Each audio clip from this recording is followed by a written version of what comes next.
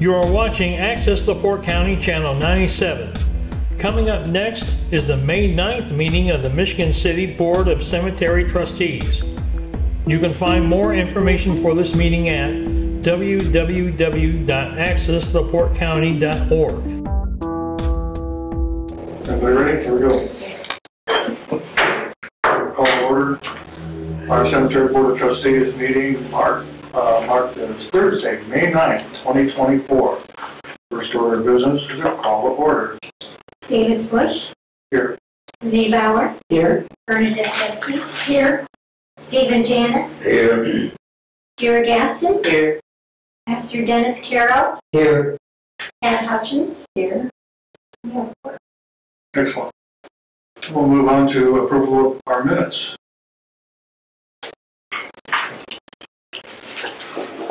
I, Cat Hutchins, make a motion that we approve the minutes from last month. I, Renee Bauer, second that. Excellent. Now we'll vote. All in favor? Aye. All opposed? Motion carries. Next item is from the fine gentleman from Horizon Bank and our financial report. Thank you. I apologize ahead of time for my flaws with my voice today. We'll start on page 1 at the top of the summary with the permanent maintenance Greenwood account. The account was up 0.27% for the month and 0.99% year to date. The next account is the permanent maintenance Swan Lake account, and that account was up 0.29% for the month and 1.14% year to date. In the extension fund account, the account was up 0.30% for the month and 1.12% year to date. And in the merchandise and commissions fund account, the account was up 0.30% for the month and up 1.14% year to date. Turning to page 2, with account details in the permanent maintenance Greenwood account, the money market is currently yielding 5.20%, which is flat in comparison to last month's yield of 5.20%. Mutual funds overall yield is at 3.29%, which is up from last month's yield of 3.26%.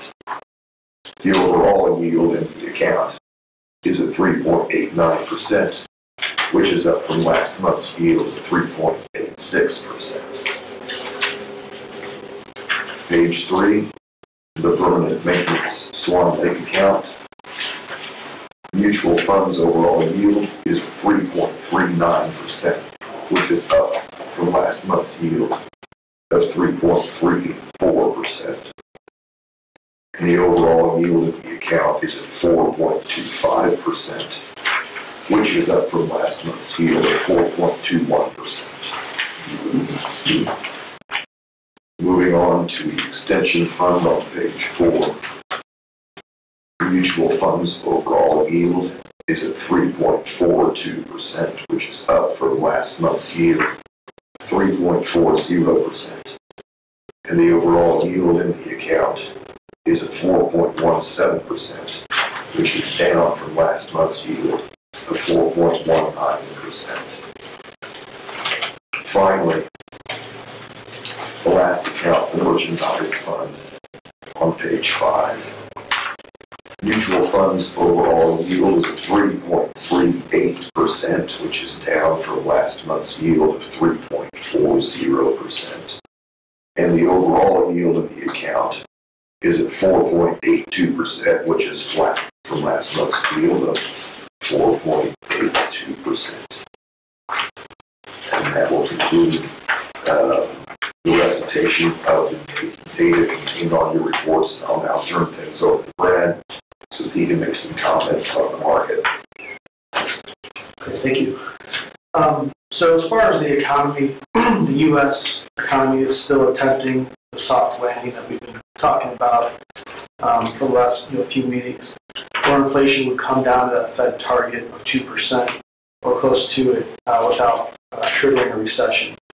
That is still our base case, so that's the most likely scenario. Obviously, it's not a guarantee, but that's kind of where our base case is right now. It is significant to note that central banks outside of the U.S. are starting to cut interest rates. So just recently, Sweden started to cut their interest rates, so that's significant. Just to kind of note that the other areas of the world are a little bit ahead of where we're at right now as far as cutting rates. We expect the first rate cut in the U.S. to be in September. That's our best scenario right now that we're thinking about. That can change, obviously, with data. Anytime data changes, we can revise that. But as of right now, we expect the first rate cut to be in September. At the recent FOMC meeting, the Fed, restated they're not ready to cut rates at this time. That decision was unanimous among the members. And the language they used in their notes is that they were waiting for greater confidence that inflation is moving sustainably towards that 2% target before they would cut rates. It's notable that there was no effort in the statement or the press conference to raise the odds of a rate hike. That was kind of being whispered a few weeks ago as to whether the Fed may actually have to hike rates again at some point. But that's kind of been put out the window by the latest comments from Chair Powell. He did say that there are paths to cutting and there are paths to not cutting, but it's going to depend on the data. So he basically stated that a rate hike was not likely. So we do expect 1 to 2 cuts this year. That's can be adjusted as the data comes in, but the Fed really is continuing their theme of being data dependent. So as the jobs reports come in, as the CPI reports come in, manufacturing data, they're going to adjust their outlook and their perspective. Their main goal is to get that inflation down towards that 2% target. So that's where things stand as of today.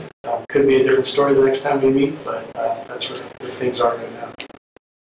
Okay, thank you, gentlemen. We're going to do the motion to accept the report.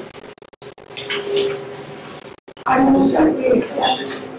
Is it possible that we could have page 2 of 3 or well, I guess when we're following along, it's like page 1 of 4, 2 of 4. Oh, sure. Like page numbers.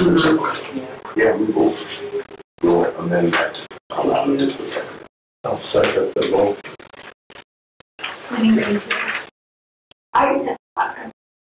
I, Bernadette Dimke, move that we accept the financial reports received by members and And Stephen seconded.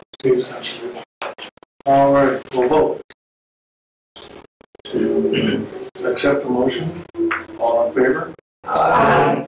Any opposed? Motion carries. Thank you, gentlemen. Thank you. We have a little gem under here, all the bills presented for payment. Everybody has a copy of that that was distributed. Are there any questions or comments? Okay.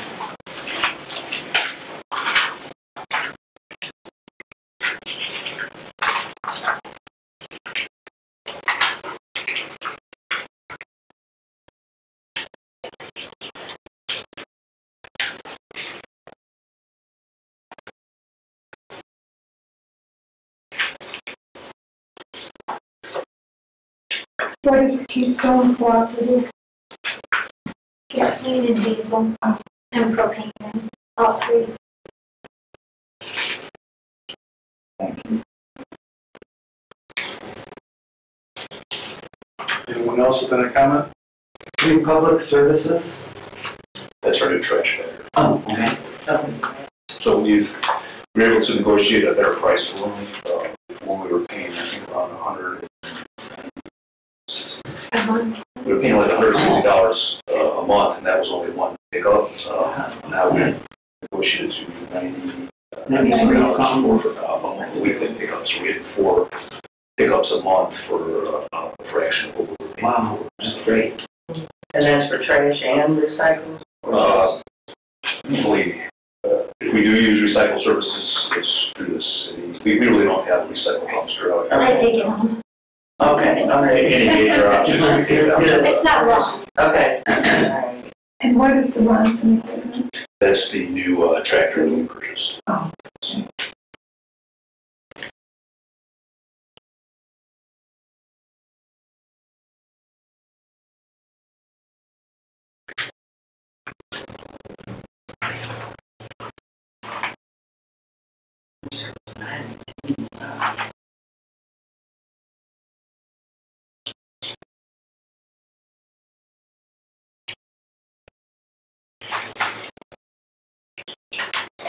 What was Matthews International?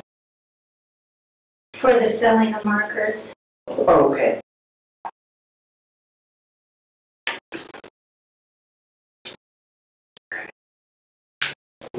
Stop moving your finger.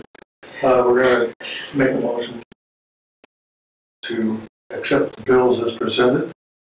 I make the motion that we accept the bills. Uh-huh. Irene Bauer, second that motion. Okay, we'll vote on it. All in favor? Aye. All opposed? Motion carries. Move on to the big boy here, Mr. What's next? Superintendent's report.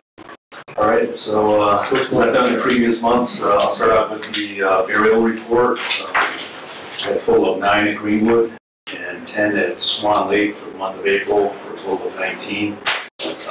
Probably at the next meeting, I plan on putting these numbers into a chart so you can actually see how this tracks. But from what I would call for the previous months of this year, it's been pretty consistent around 19 to 20 per month. So, next item would be the progress of our cemetery software mapping. I'm still waiting for the quote from the 3rd vendor, Blackbox. It's been going a little slower than I anticipated, but as soon as we get that 3rd quote, we'll be able to present it to the mayor and decide where we're going to go from there. And I'll discuss this later too, because it'll come up in another item here. The update on our unused veterans grave markers. Denise over at Greenwood put me in touch with the county, LaPorte County Veteran Services Officer, Eduardo, I think is his name. He believes he may be able to offer some help in this area, or maybe request assistance from other service organizations. So we are actively working on this, and we're still trying to track down the owners of some of the markers that we have too. As far as grave burials, I put this on here. I was made aware that this matter came up a year or 2 ago. 2 gentlemen had approached the board requesting space out here at Swan Lake to conduct grave burials. Apparently at that time they were denied. They've come back. I had a meeting with them a couple weeks ago.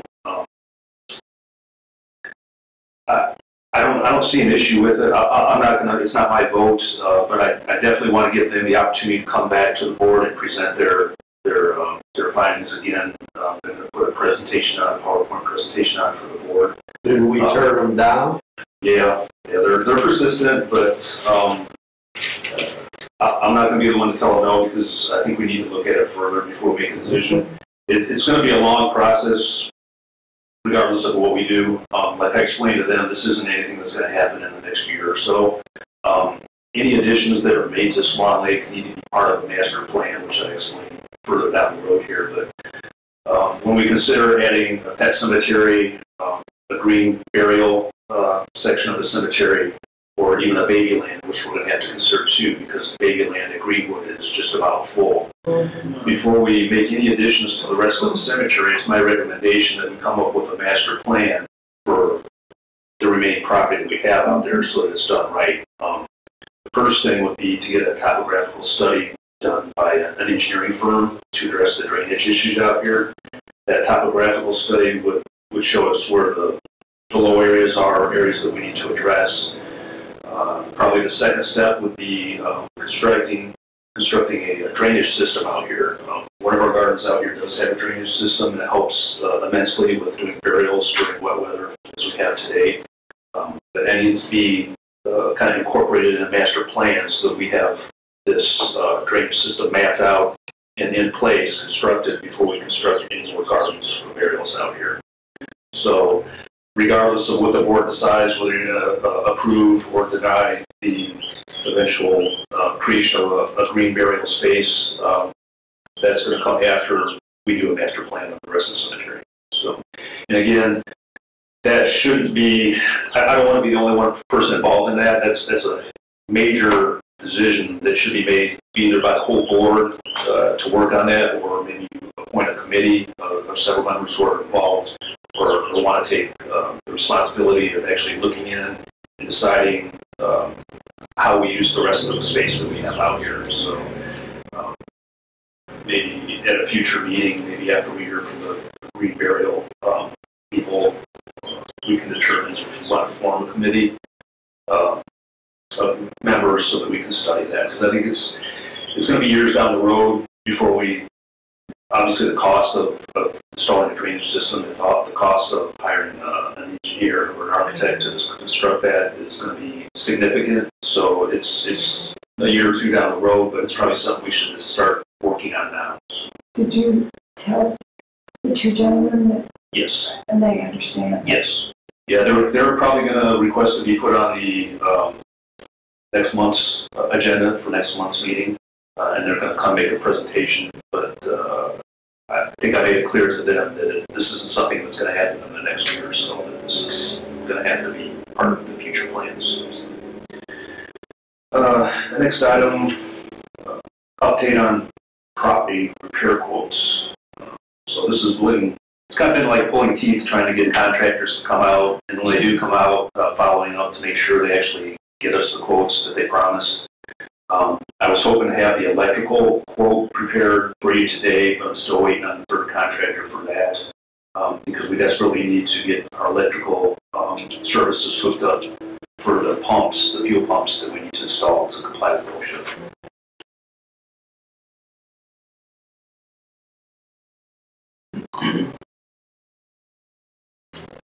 Don't have those on here.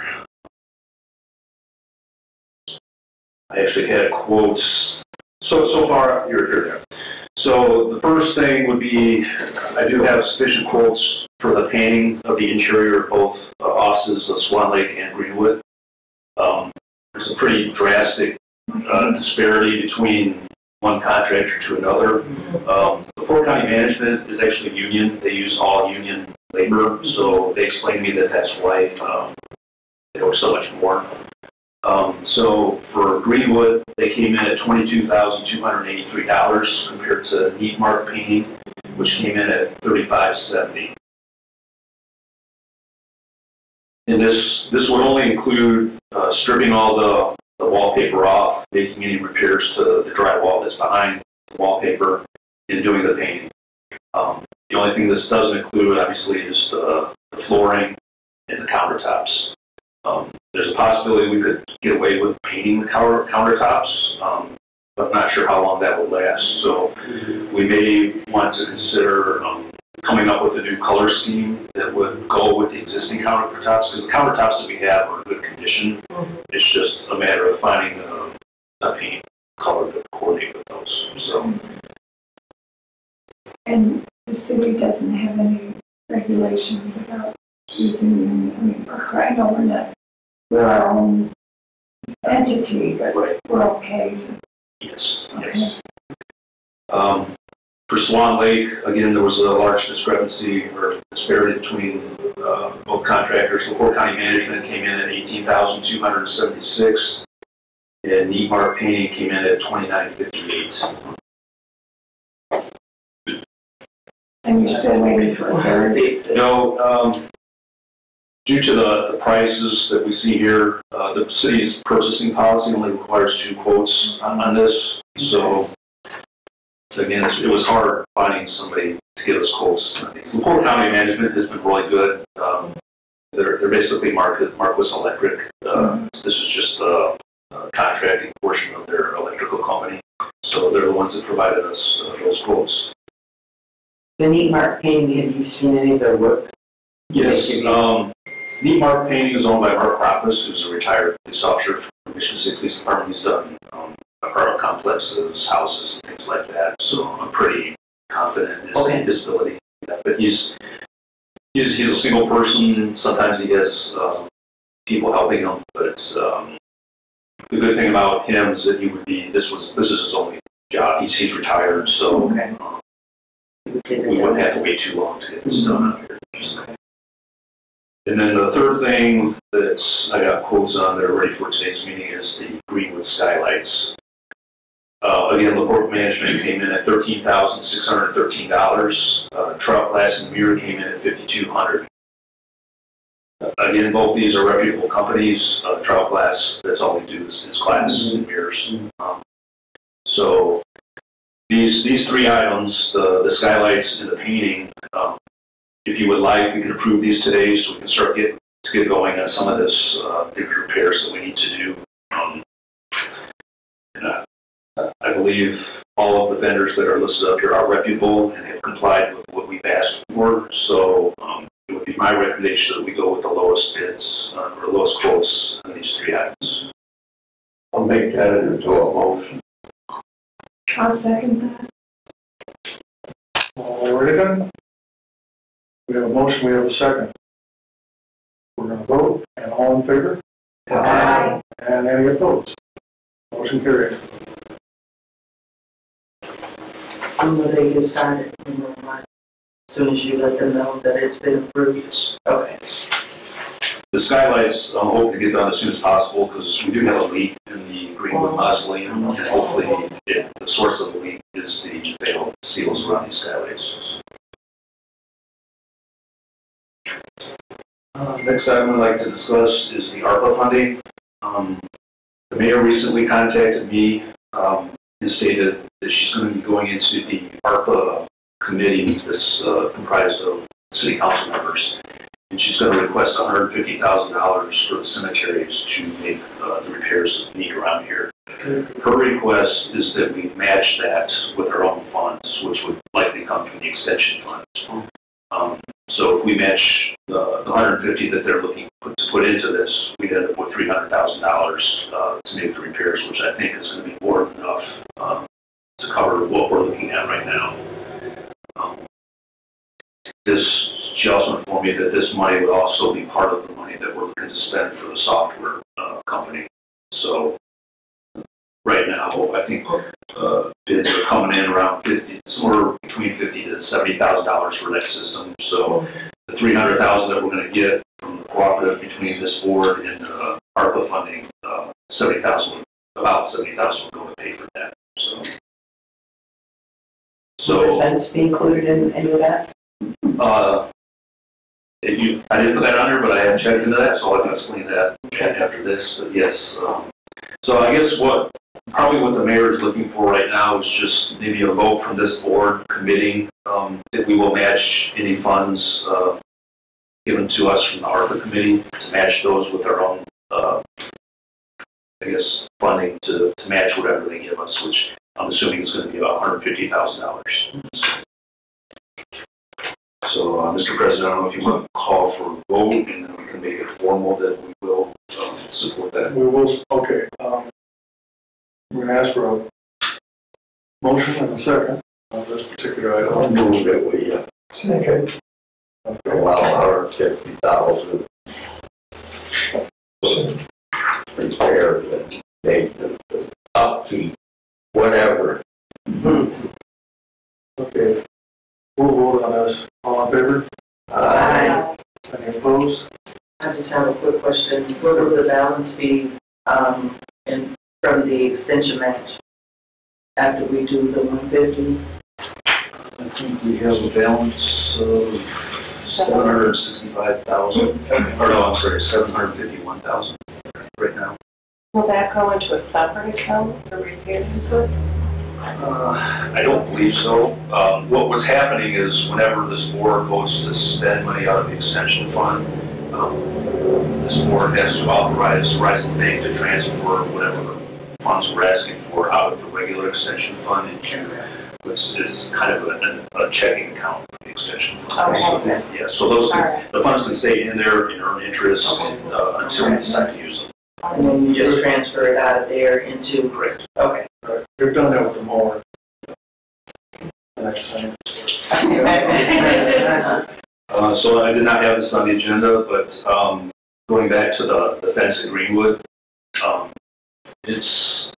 examined it, and it's definitely a powder coat that was used to paint that fence. I went to Midwest Custom Coaters, which is on Royal Road here in Michigan City, and that's all they do is powder coating. I took a sample down there. However, they informed me that their, I don't know if it's their oven or whatever they use to bake the powder coat on afterwards, after it's applied, wouldn't accommodate a 7-foot section of our fence. So unfortunately, we're not going to be able to use them. Because my plan was to maybe, if they were able to accept that size of item in their oven, that we could take down maybe like 10 panels a month or something and take them over and get them done. But unfortunately, that's not going to work for us. So then I went down to Sherwin-Williams Paint and spoke with them. They do make a paint which they think would last on this. Would have to clean it up and loose flakes or whatever it is on there. When I looked at the fence, it's not really flaking off. It's more of like wearing off or fading off. So I don't think it's going to be too much effort to actually prepare it for paint. The actual painting process itself is going to be what takes time and money. It's about $50 a gallon for this paint. And it's kind of hard to determine until we start applying it how much fence area is going to get covered, because I think it will cover like 300 to 400 square foot per gallon of paint. But obviously a fence isn't like a continuous piece of wall, so it's probably going to cover a lot more than that. Isn't it just the posts though, the white posts? Yeah, so I was going to get to that. So I also looked at it in, I think for the time being, in fact, I went to Menards or Ace, I forgot. Menards, I think, and I purchased it. So just Rust-Oleum to test out. So I gave those to our foreman out of Greenwood, and when the weather is dry enough to paint, he's actually going to test that on the post, because if we can get by temporarily with just painting all the posts, that might suffice. Because the fence itself is definitely not as bad as the post, and I think that's because at that time the board actually spoke with the manufacturer where they bought that fence from, and there was agreement that they would recoat that fence. Yes. So I think that was done. So the fence is in fairly decent shape, but it just looks bad right now because those fence posts really stick out. That's what really sticks out. So, like I said, I bought some paint for it. We're going to test it out on a few posts just to make sure it sticks, and then from there, when time permits, we might start actually painting the posts. Okay, good. Sounds good. I just want to remark that there is another company that powder coats in the port. Do you ever decide? Yeah, I was aware of that. Okay. There's a powder coating place in Wanata also, right off of 30. I don't know the size of the ovens. I don't know if they accommodate this. Yeah, I wouldn't imagine anybody has a facility larger than Midwest Custom Coaters. They do powder coating for other industrial purposes. So, but yeah, I would definitely check into that.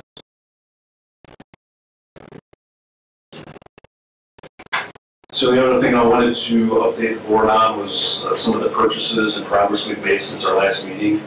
What you're looking at here is a photo of the wagon that the board approved purchasing a month or so ago. And this wagon hauls the track mat, which is the material that's laid down for the tractors to drive across so they don't run up the grass. So before they were reloading the stuff into the dump truck, which is there to the left of the screen. So it's a lot lower lift for them, and it's a lot less work because they don't have to offload all this stuff and then use the dump truck. They just leave it.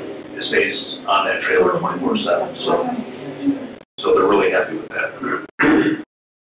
This is the new tractor that the board approved last week. Unfortunately, with all the rain we've gotten the last couple of weeks, it's been hard to get back there. There's just lakes of standing water back there right now, but the little bit that I have tried of it, it works really good. So, and the good thing about this is when the weather eventually dries up, once the water's gone from out there, grass may be 2 foot tall by the time we get in there, but this machine will definitely handle 2 foot tall grass. Okay. For the Memorial Day services, these are the benches we use out of Greenwood for the services that are held in the cemetery. These were in really poor condition. The paint was all peeling and faded. We had hired a temporary seasonal employee. Unfortunately, that's the holidays, but fortunately he did a good job on the benches. So this is the result of his work. They look really good now, and it's something we're not going to be embarrassed of when Memorial Day comes. So those are ready to go. The fence out here at Swan Lake in front of the pond that was damaged earlier this year during an automobile accident. That's finally been repaired. The good news is with that, originally we thought the insurance company was not going to cover it, but we eventually got our insurance company to cover it. I think the deductible was around $500, so we ended up with a check from the insurance company for around $800 some, and the total for it was $1,100. So we're only paying like $200 or $300 out of our own accounts for this. Why wouldn't the guy's insurance that hit the fence? He didn't have sufficient insurance to cover all the vehicles. I think it was a 3-car accident possibly. So by the time it came for us to get paid, there was no money left. So this is the drainage out in the drives here at Swan Lake. Earlier this year, I advised the board that I contacted Michigan City Sanitary Department to fix these. They're not actually connected to the sanitary system of the whole city, but they've agreed to come out and look at them and determined that they can fix them by, they've been out there the last couple of days cutting the concrete on the culverts up there. So they're in the process of lowering them so that they're even with the roadway. They'll drain better and they won't get caught by our snow plows. So we're really grateful to the sanitary department because this would have cost us $7,000 to do ourselves. So.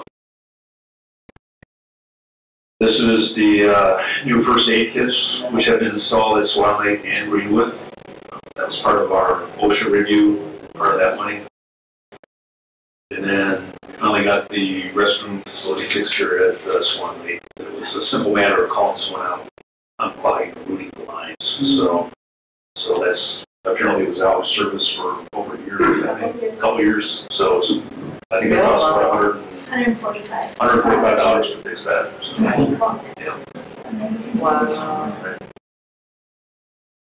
Wow. Again, we can probably skip this, but this is just the chart I showed last time. What I've been doing is highlighting the green items which have already been taken care of. Obviously, we have a long list of items that still need to be addressed. But as far as the equipment, we're looking pretty good right now. Pretty much got most of the equipment, the emergency equipment that we need. One thing I will be coming back to the board later this year is for a request to purchase a pond or an aerator. I'm sorry, a fountain or aerator for a pond, so we can keep it open for the swans. Yeah.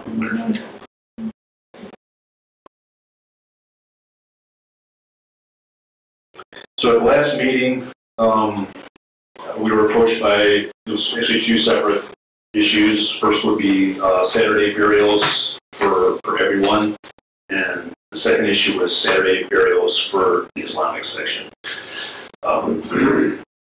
Obviously, at the last meeting, it was explained to us that the Islamic religion requires that their deceased be buried within 24 hours or as soon as possible, and they also don't embalm their deceased. So that's another reason why they have to be buried as soon as possible. So my recommendation would be that the board approves Saturday burials for the Islamic section on a limited basis. It would be on an as-needed basis. This would be a blanket issue where they can just come and have a death on a Monday and request a Saturday funeral, because that would be fair to the rest of the religions who aren't afforded that opportunity at this time. So I came up with this list of rules that I would like to send the directors of who are involved in the Islamic section. Basically, Saturday burials will be allowed in the Islamic section for persons whose death occurred on the preceding Thursday after noon, 12 p.m. Central Standard Time. And the Saturday burial must occur prior to 1 p.m. And that's so that our guys are out here at 4 or 5 o'clock in the afternoon trying to get somebody put around. So if you want any discussion about it, or if you want to vote on it, and then I can send them this letter explaining that we will do Saturday burials. How were the workers? They're fine with it. They realize that it's a requirement, and as I'll explain after this when we get into the Saturday burials for everybody, we realize that's coming down the road. It's just we need to prepare for it. Can you just explain about why it's the preceding Thursday afternoon? Because their practice requires that they be buried within 24 hours. So we want to give them a little time to make the arrangements. So as long as it happens sometime after noon on Thursday, we will bury them on Saturday. We just don't, again, we don't want them saving somebody for Monday. Because it's not convenient. Right. So now it's just for the Muslims, or is it open up just for? Just the Islamic section. Oh, okay. Yes. So what about, I know Coleman and Williams, or Coleman and Hicks, they have a program that they're offering some of their clients that they are willing to pay overtime to the staff, and it's 2 men for Saturdays that they open it up. For the same thing, if there's a death that occurs on a Thursday, if they can have it that Saturday, have the funerals that Saturday. That would be something I probably need to talk with the city attorney about, because if we're talking about paying them directly, there's still the issue of them using city equipment, and I'm not sure if it would be legal for them to benefit personally from using city equipment. I know the police department doesn't. I know police officers are allowed to go work security on their own and use the city vehicle and get paid for it, so it might be something that we can look into. But again, that's probably something I need to speak with the city attorney about to make sure there's no ramifications from that. Okay. I thought the problem, as it was explained last time, was that you don't have the staff to do that. Well, that's part of the issue too, and I can get into it now if you want before we vote on this. But when we go to discuss Saturday funerals for everyone, my recommendation would be eventually that we limit it to maybe 2 Saturdays a month. And I'll explain. When we do vacation picks here, like let's say an employee picks this week for their vacation, or the preceding weekend and the following weekend following that week are also considered their vacation. So if we have one employee out here pick this week, and then the second employee picks the week right after, now that weekend in between those 2 weeks, we have nobody out here to do burials. So that's something we need to consider when we decide to go back to Saturday funerals, as far as doing them on a limited basis. So. I said, if I remember right, on the last meeting,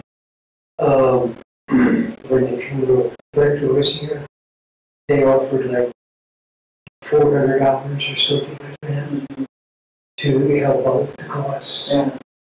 And again, that's part of the reason why I would recommend it, and I'll get to it now. It's going to make it after this, but I've been in contact with the mayor because she's also been approached about Saturday funerals. The mayor contacted the city controller's office, and the controller's office verified that at this time we can't afford to do Saturday burials, just because we don't have any overtime in our budget. That's why my recommendation would be that we table that portion of this request until later this year. Probably in July or August, we will start meeting with the city council, the budget committee, to discuss next year's budget for the cemetery. And at that time, we can ask the council to give us more money for overtime. Like I explained during the last meeting, even if we were to start charging more at this point to cover our overtime, that money doesn't come back to us. Our budget's already made for this year. So any additional money we make this year just goes to subsidize our shortfall, because the the cemetery has close to $1 million budget. It's $900-some thousand in our budget to cover all of our expenses for the year. But we only account for, I think, around $300,000 of that. The rest of that is all subsidized by the city. So, but we realize that it's important not only to the funeral homes, but to the public too, that we be able to do Saturday funerals again eventually. So we are intent on trying to make that happen when we start our next budget process later this year. So. Yeah. What about the staffing issue? Would you try and hire someone else? Or? We could, but it's sounding, the mayor explained, say about $300,000 is subsidized in our budget from the Riverboat Fund. And that fund is quickly drying up because the revenue from the casino is quickly going down. So the mayor's trying to figure out how to cut costs with all city departments. So what we would like to just do blanket Saturday funerals for everybody in the future. When we eventually do go to them, it's probably going to be on a limited basis again, just because our funding situation. Because it's just not the cemetery; it's all departments that are going to be asked to tighten their belts next year. But I thought you had said that your employees would quit if they had to work too many Saturdays. You know, that's obviously they're not going to be happy about working Saturdays, but it was done up until what 2 or 3 years ago, 2019 or 20 when COVID hit. So that was a normal practice. Okay. We just want to make it more fair to them so they still get their vacations and everything. And we don't want anybody quitting because, as I found out the last couple of weeks, just hiring seasonal people is very difficult. So. So there's no plan to charge extra for this? We will definitely be charging extra. The city hired a consultant to study fees for all city departments. We were one of the city departments that submitted our fee schedule to them. We're just waiting for their answer back on what they found. Yeah. So if we vote on this and agree to it, are they going to expect it to start right away? Well, again, this vote would be just for the Islamic section. Right. We already have an increased fee for Saturday funerals that we used before, so they will be paying more for their Saturday funerals. That was what I was wanting to know. The fee system was already in place. Right. Okay. So we don't have to agree. Yeah. But we will need a motion to accept this document into our rules. I can't functions make a motion that we accept the Islamic Cemetery Saturday burial rules. And Renee Bauer will second that. Excellent. We'll vote. All in favor of accepting this document as presented? Aye. Any slight disclaimers? Nobody likes to go away without saying no. Yeah. But the motion does pass. We'll add this to our rules. And then as far as Saturday funerals for everyone, I don't know if you need to table it. That's what I'm saying. We need to table that. So it's a huge inconvenience for families that have to come back, or that's that closure that they need, and jobs may not allow them to be able to take off till that Monday. So the next item, do you need a vote to table that again, or just keep it? We'll vote to table the balance of Saturday funerals, and I'll need a motion for it. I move that we table the motion. No. Table The request. The request for Saturday funerals for the general population. Okay. You second. Yes. We're going to vote on this also. Be all in favor? Aye. Any opposed? I just want to add, that's for July's meeting, though, right? You said. We start the budget hearings in July or August. July or August. Yeah. So we'll work on it in June and then have it for July? Well, we're gonna, when we go to these council meetings, we're going to ask for funding. Okay. Or funding to just for that specific purpose of funding our overtime budget. But that funding starts January. Yeah, it doesn't. Right. Okay, that's what I was getting at. Okay. Okay, motion carries. So the next item would be, at the last meeting, Pastor Carroll had brought up the issue of transferring burial plots. And this is kind of difficult here because when I researched it, there are a lot of state laws and regulations which regulate the cemetery. And just the laws that regulate the transfer of burial plots is quite extensive. So I'll go through these quickly. Probably have the city attorney Yeah. make their recommendation. So what I did was I contacted Casey Miller. Casey Miller, who is the president of the Indiana Cemetery Association, and I asked him for some guidance. He actually runs a cemetery or owns a cemetery in Fort Wayne, Indiana, so he's very knowledgeable about this. He's been doing this for decades, I guess. There's two issues. The first would be the issue of transferring plots from one individual to another. The second issue is the cemetery going back and purchasing vacant lots that have set vacant premiums. So I'll address the transfer of lots first. The transfer of lots can occur, and it does occur at both of our cemeteries. Yes. We just require specific documentation. The issue we have sometimes, and apparently it hasn't happened too often, is if you have somebody that comes into the office and claims to be an heir of somebody's that has purchased a lot but is now deceased. We pretty much, obviously we don't have the resources or the time to try to research family lineages. So we have to take that person's word that they are the surviving heir to that estate. So we do make that happen. We charge $75 to make the transfer. If they don't have the deed with them or can't find the deed, we charge an additional $75 to duplicate that deed. So we're looking at a possibility of $150 it costs somebody if they've lost the deed. But we do make that happen. So if somebody comes in and they want to transfer a deed either to another family member or to a stranger who just wants to purchase it, we do facilitate that transfer. So that's not really an issue with us. We're pretty lenient as far as making that happen. The only other thing I saw in that is that currently we just take the person's word for it. I'm thinking we might want to have the city attorney's office create a document so that it's worded right.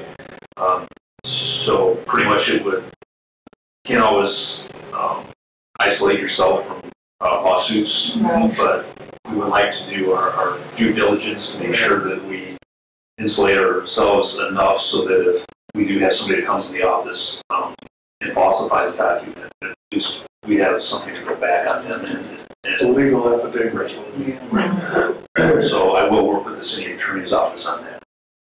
The second issue is all of the vacant lots that we have out of Greenwood, and there's probably some out here at Swan Lake too. And those occur if a husband and wife purchase a family plot with maybe 3 or 4 burial sites in that lot. But let's say the husband dies, the wife gets remarried and decides to be buried somewhere else. The kids don't want to use those plots, so now we have 3 of the 4 plots out there unoccupied. I spoke with Mr. Miller on that. He says there's a law here too, I'll show you, but he only once in his career has he actually gone back and purchased a lot, reclaimed lots. It's not purchasing, you're actually reclaiming that lot from the cemetery. There's a lot of liability when that occurs. You can see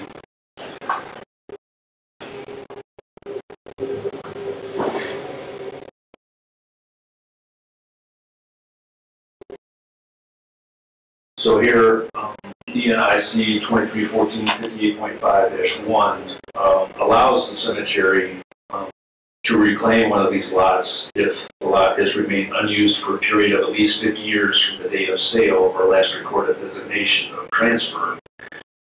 Has no improvements on the burial space, including the placement of a monument, memorial, or other permanent appurtenance. Person or entity having jurisdiction over the cemetery may terminate the rights of interest of the owner of the burial space. And it goes on to list how we can do that. And it's pretty much we have to send a certified letter to the last known address of people who purchased that lot.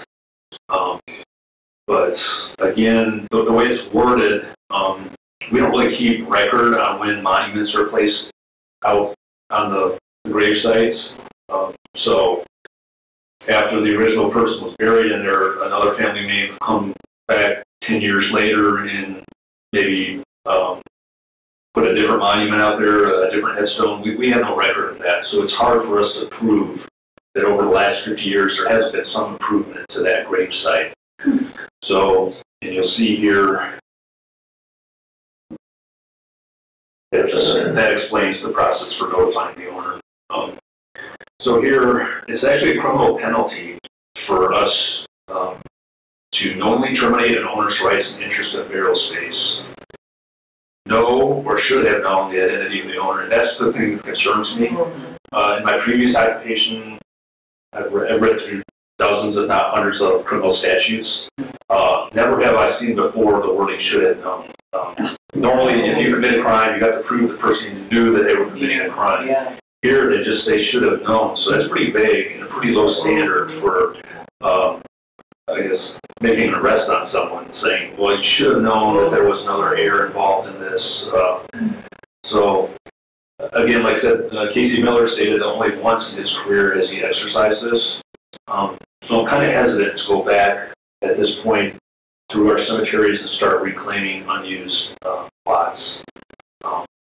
Now again, when we get our software purchased, it will make it a lot easier for us to identify all of the open lots within both cemeteries. So when that occurs, we can probably, when we get the time, we can probably go back and try to contact the owners of all of these vacant lots and ask to purchase them back. But again, going back to the previous issue of the transfer of lots or the sale of lots between private individuals, we have had people come back to us and ask us to purchase back lots. And Mr. Miller at his cemetery, he actually does that. But it's kind of involved because he negotiates prices with them. So if somebody bought a lot 50 years ago, obviously they're not going to sell it back to us at the price, whatever we were charging 50 years ago. So we're going to have to negotiate with people. And then also, again, we arrive at a situation where if someone walks into our office and says, hey, I'm an heir to this estate, I'm going to sell back this lot, we give them $2,500 or $2,500, whatever we would give them for that lot. And then 6 months down the road, a family member comes back and says, hey, we don't know that person. That person had no right to sell it back to us. So that's why we're hesitant to get involved in purchasing back lots from anybody. Now, what we are willing to do is create a list at both cemeteries. So if somebody has unused lots, family lots that they want to sell, we can make that list available at both cemeteries so that when somebody comes in here to purchase a lot, maybe if they want to save some money on it, they'll look at this list of this person who wants to sell a lot, and they contact that person and save some money. And we're willing to do that. So we could just facilitate the transfer. And there's no legal ramifications. There still would be. I mean, because we have to authorize any transfer of a lot because we have to record the deed. But again, that would be the purpose of contact the city attorney and have the city attorney create a document, an affidavit for that person to sign to relieve some of our responsibility. Makes sense. Well, we will work on it to make it easier for transfers. Like I say, we'll maintain a list at both cemeteries of people who want to sell lots or transfer lots, and we will make an affidavit just to protect ourselves. So that would be my suggestion as far as that concern. To move ahead with this last statement about repurchasing, I think we need a motion for that and a second. So moved. Okay. What is the motion? The motion is to accept his recommendation Oh, okay. that we move ahead with getting our stuff in line. So put it on the computer so we can actually read it and go through and say, here's the people we need to contact. And anyone that actually wants to purchase, and we have available spots for those people. It's on a list. It would be on a list. You don't have to advertise in the paper. Just come to us. That won't be any time until that documentation is done on the computer. So it sounds busy, but it's better than tabling it. Just move forward. I second that. Okay, Who was first? Steve. Oh, okay. yeah, Stephen was first. Okay, we'll vote. All in favor of this? And any opposed? This motion carries. Go ahead. So that's all I had. Is that it? Oh, goody. So just, I would like to update the board. Obviously, you're probably gonna see the grass start growing really fast. It's already growing really fast. I look at the weather forecast continually to decide how we're gonna schedule our next day of the week, because if we have available time during May, all of our available time is gonna be done cutting grass. We don't have a lot of time this month to do any repairs or other maintenance. So the issue is, I looked at the forecast for the next upcoming week, and it's going to rain just about every day. The last couple weeks, we've had rain about every other day, so it's been really difficult to get in these fields. And even out at Greenwood, as far as trimming around all the monuments, they're out there daily, but the grass is just growing so fast. So if you notice the grass start getting long, it's definitely not by our choice. I've been out at Greenwood cutting myself. I've been out there trimming myself. The guys are working as diligently and as fast as possible. I'm hoping to get 2 more seasonal employees hired here within the next week to help us out with Greenwood specifically. But it's a battle right now because this has been a really wet spring. So. Did you ever get your intern? The intern will be starting the end of this month. But again, we don't have the software system purchased yet, so we do have other things for that intern to help us with as far as record keeping. So we're hoping to put that intern on those projects until the software system is up. Will they be between the 2 offices? All right. Well, that's old business, and new business too. Any other unfinished business? I do have a question. I'm going back to this check written to the fence company. Was that for the fence out on the road? Yes. And you said that we turn that into insurance. So the insurance company paid us around $800 some for the damage, but they took out our deductible and depreciation. So we owe the fence company around $1,100. Okay. So we cut the check to the fence company, and then we'll be reimbursed. And then we'll get reimbursed. Yeah. Okay. And Roxanne did contact the controller's office yesterday, and we will get that money back from the insurance. It's not just going to go back into the general fund. We can request that we put back one of our line items to pay for that repair. Thank you. Any other unfinished business or business per se? Questions or comments? I have a question. Good. Who is responsible to verify the board member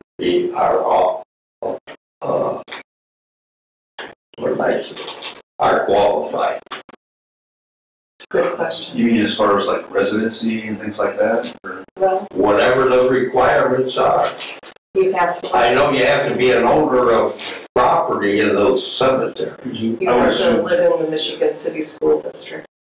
I would assume that'd be the mayor's responsibility since the mayor makes all the appointments. We don't have any say at all. Okay. All right, I just wondered. I was curious about that as well. I believe that was actually as a property owner, not just resident. No, you have to be in the school district, not live within the city limits. You have to live within the city school district and own lots in one of the cemeteries. Because I don't live in the city limits. So, I read the ordinance. I read the ordinance, and that's, I double checked with it, so. Okay. Well, now that should answer that one. Yeah. Okay, I was just wondering. Well, that's a good deal. Our next meeting date is on June 13th, 2024, and we do have a motion for adjournment. I make a motion that we adjourn. Excellent. We'll vote on that. All in favor? Aye. And any opposed? Okay, motion carries. We're all set. And guess what?